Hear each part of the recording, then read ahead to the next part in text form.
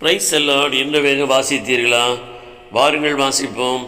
நீ போய் எசேக்கியாவை நோக்கி, உன் தகப்பனாகிய தாவீதின் தேவனாயிருக்கிற கர்த்தர் சொல்லுகிறது என்னவென்றால், உன் விண்ணப்பத்தை கேட்டேன், உன் கண்ணீரை கண்டேன், இதோ உன் நாட்களோடு 15 வருஷம் கூட்டுவேன் என்று ஏசாயா 38:5 ஏசாயா தீர்க்கதரிசியின் மூலமாய் எசேக்கியா ராஜாவோடு கூட கர்த்தர் பேசினதை நாம் இங்கு பார்க்கிறோம். இதற்கு முன்பு எசேக்கியா ராஜா வியாதிப்பட்டு கிடந்தபோது அவன் மரித்து போவான் என்றும் தன் வீட்டின் காரியத்தை ஒழுங்குபடுத்த வேண்டும் என்று கர்த்தர் அவனுக்கு சொல்லியிருந்தார்.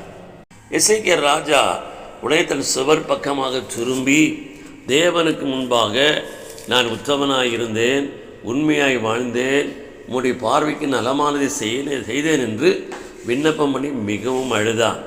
உடனே கர்த்தர் அவனுக்கு 15 ஆண்டுகளை கூட்டி கொடுத்தார் என்று பார்க்கிறோம்.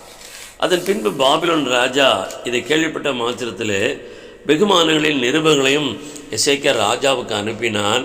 அதை அவன் ஏற்றுக்கொண்டு தேவன் தனக்கு தந்த பெரிதான கிருபை விளங்க பண்ணாமல் தனக்குரிய உலகத்துக்குரிய மேன்மைகளையும் பொக்கிஷங்களையும் திறந்து காண்பித்தான் என்று நாம் பார்க்கிறோம்.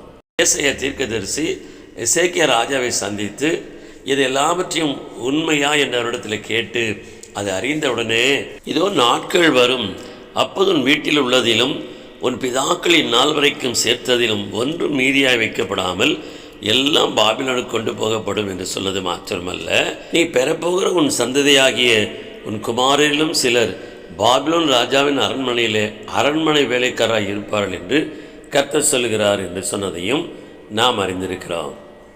தேவனுடைய பெரிதான கிருபையினாலே 15 ஆண்டுகளை அவன் இலவசமாய் பெற்றுக்கொண்டான். அதை நினைத்து தேவனை மகிமைப்படுத்தாமல், தேவனை கிருபை சார்ந்து கொள்ளாமல், தனக்குள்ள இருக்க மேன்மைகளை அவன் மேன்மையாய் உயர்த்தி காண்பித்தபடியினாலே கிருபின் ஆசீர்வாதத்தை, சந்ததியின் ஆசீர்வாதத்தை அவன் இழந்து போனான் என்று பார்க்கும். இன்றைக்கு நாமும் கூட அப்படியா இராதபடி தேவன் நம்மை மீட்டுக்கொண்டதே ஒரு பெரிதான ஒரு கிருபை. எனவே மற்ற இந்த உலகத்துக்குரிய காரியங்கள் எல்லாவற்றிலும் நம்மை தப்புவிப்பதுங்கிறது அவர் லேசான காரியம். அது கிருபைக்குள்ளாய் அடங்கி இருக்கிறது.